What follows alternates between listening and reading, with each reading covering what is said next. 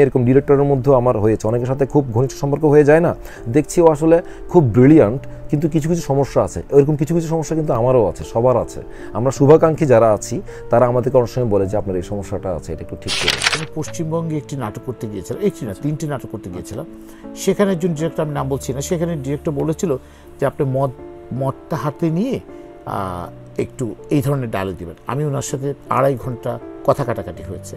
আমি একটি পর্যায়ে আমিই জিতেছি। আমি মদও হাতে নিইনি, আর কথা ছিল যে মেয়েটিকে একটু চুলের মুঠি ধরে কথা বলতে হবে, আমি সেটাও করিনি। কারণ আমি প্রত্যেকটা ডিরেক্টরকে বলেছি, কারণ এটা নাটক হচ্ছে সমাজের প্রতি, সেটা অন্য বিষয়। কিন্তু আমি আমার মূলটা হচ্ছে আমার কাজটা, স্ক্রিপ্টটা কেমন।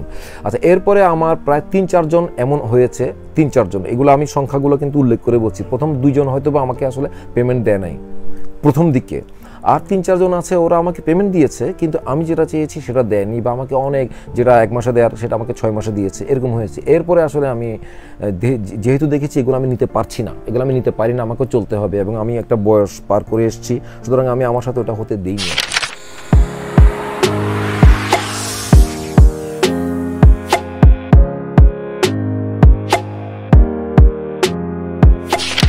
আমি আমার স্টাইলে আমি হাঁটবো, আমার নিজস্ব, আমি কেউ যেন বলতে না পারে আমি অমুকের দ্বারা প্রভাবিত হয়েছি। কেউ যেন বলতে, হ্যাঁ ছবি দেখা ভালো, কেমন ছবি হচ্ছে তাহলে বোঝা যায়। আমি না, ওই যে বললাম না প্রথম শুরুতে আপনাকে বলেছি বিসমিল্লাহ করে, যে আমি আমার জিত থেকে অভিনয় করি।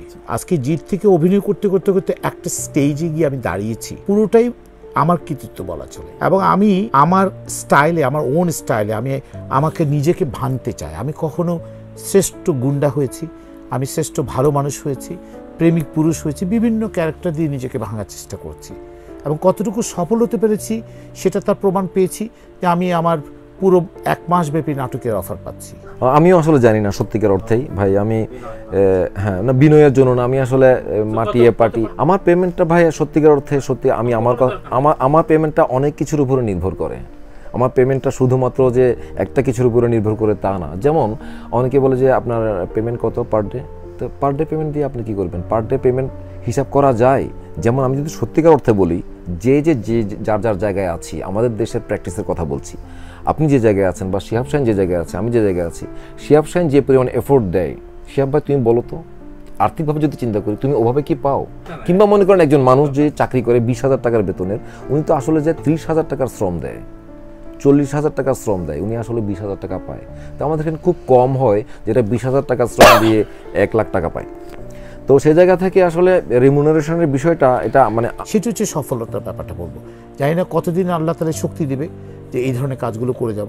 এখন আমার কাজ হচ্ছে, সে আপনি আমাকে অফ স্ক্রিনে বলছেন টিনেজ মেয়েদের সাথে, হ্যাঁ আমি যে আমাকে নিয়েও কিন্তু আজকাল খুবই জুনিয়র কিছু মেয়েরা কাজ করছে, এবং তারা খুব সাবলীলভাবে আবিজুরি বেদে ক্রাশ কিনা যায়, এরা আবিজুরি বেদের সাথে কাজ করছে, এবং আলহামদুলিল্লাহ ওনারাও হ্যাপি। কারণ হচ্ছে ওনারা বলছে, এবং কয়েকদিন আগেও আমাকে একজন জুনিয়র অ্যাক্ট্রেস বলছে, ভাইয়া আমাকে তোমার সাথে মানে অমুক তারিখ 3টা নাটক করে দিতে হবে, তুমি কি ডেট দিয়েছো? আমি জানি আমাকে ফোন দেয়নি, দিবে, ঠিক তার 15 মিনিট পর দেখলাম ফোন দিয়ে বসছে।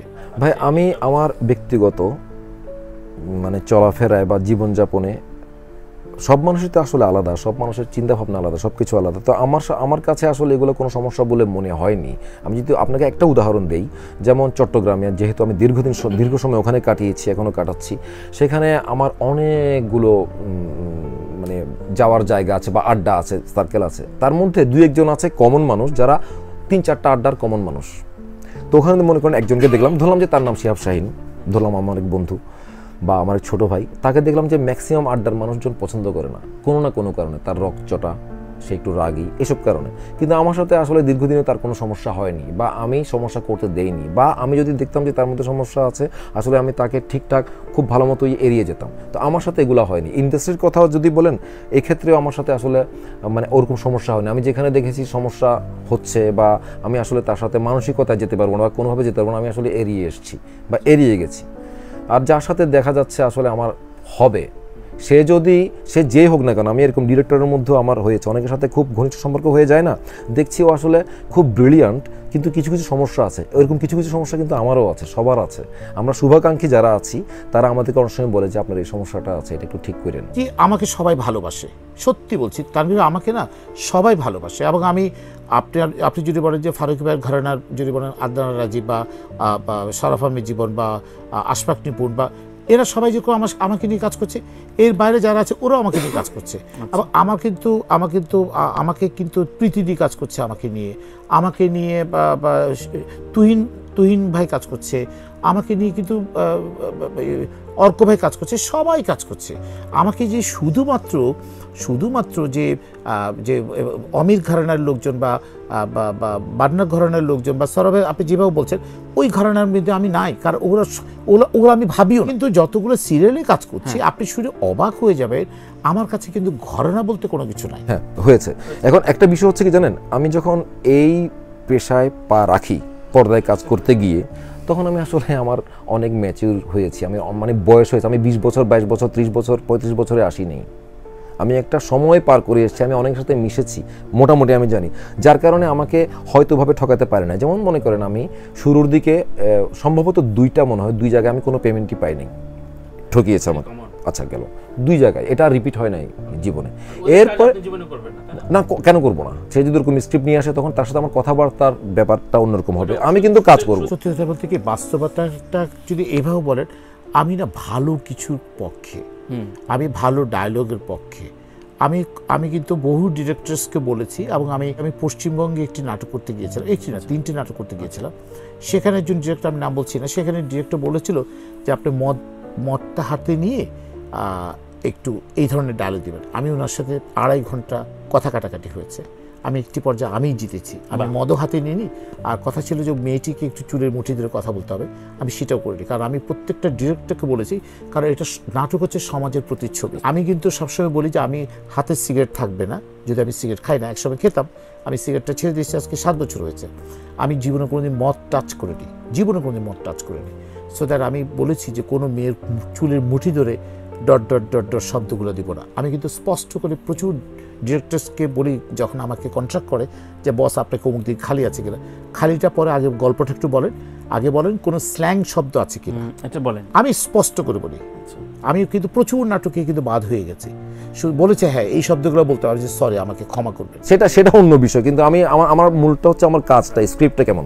আচ্ছা, এরপরে আমার প্রায় 3-4 জন এমন হয়েছে, 3-4 জন, এগুলো আমি সংখ্যাগুলো কিন্তু উল্লেখ করে বলছি। প্রথম 2 জন হয়তো বা আমাকে আসলে পেমেন্ট দেয় নাই প্রথম দিকে, আর 3-4 জন আছে ওরা আমাকে পেমেন্ট দিয়েছে, কিন্তু আমি যেটা চেয়েছি সেটা দেয়নি, বা আমাকে অনেক, যেটা 1 মাসে দেওয়ার সেটা আমাকে 6 মাসে দিয়েছে, এরকম হয়েছে। এরপরে আসলে আমি যেহেতু দেখেছি এগুলো আমি নিতে পারছি না, এগুলো আমি নিতে পারি না, আমাকেও চলতে হবে, এবং আমি একটা বয়স পার করে এসেছি, সুতরাং আমি আমার সাথে ওটা হতে দিইনি আর কি। আমি কিন্তু অনেক ছেলে মেয়েকে বলেছি, এবং নতুন কিছু ছেলে মেয়েকে আমি স্পষ্ট করে বলি, ভাই তোমরা এই কাজটা করো না, এসব শব্দ একটা পর্যায়ে তুমি যখন ইউনিভার্সিটির টিচার হবা, তুমি যখন ভালো ইউনিভার্সিটির টিচার হবা, ভালো জায়গায় জব করবা, এখন ইয়াং বলে তুমি এখন MBA BBA করছো, আমি স্পষ্ট করে এভাবে বলি। তার আপনি শুনে অবাক হবেন, আজকে আমি দর্শক থেকে বলছি, আমি প্রচুর ছেলে মেয়েকে বলি, ভাই এই ধরনের শব্দই উচ্চারণ করো না।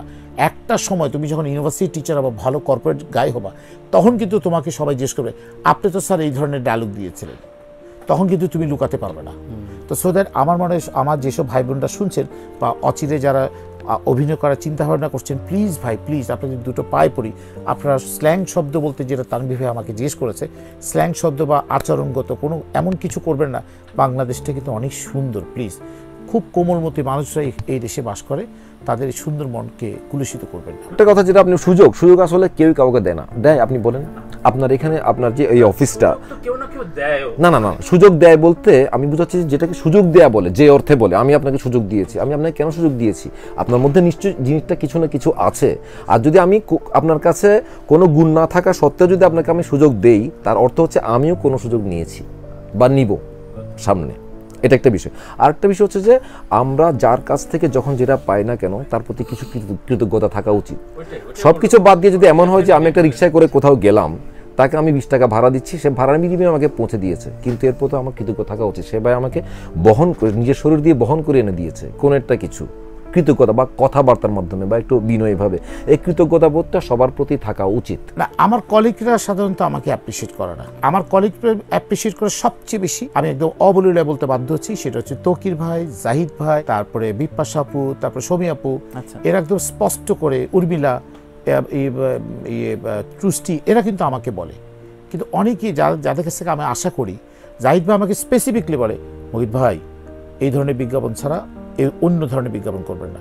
এত কিউট লোকটা, এত স্পষ্ট করে বলে, এবং উনি আমাকে কিন্তু ব্যারিয়ার দিয়ে দেয়। ইভেন সরোর ভাই সবসময় বলে, এমন কিছু সস্তা কোনো বিজ্ঞাপন করো না যাতে তুমি শেষ হয়ে যাবা। এবং সস্তা, আমি আমার জীবনে আমি 6টা বলছি তো, আমার মনে হয় আমি 300 বিজ্ঞাপন করতে পারতাম এই সময় এসে। 300, আমি যদি হ্যাঁ বলতাম। আমার কাছে এখনো 16টা বিজ্ঞাপনের স্কিপ ঘুরছে। আমি শুধু বলেছি আপনাকে শুধু এই জায়গাগুলো চেঞ্জ করে আসেন, টাকা পরে, কিন্তু আগে গল্প চেঞ্জ করতে হবে। ওনারা যেসব সস্তা, যেসব ল্যাঙ্গুয়েজ নিয়ে আমার সামনে আসে, আমি সরি বলে দিচ্ছি।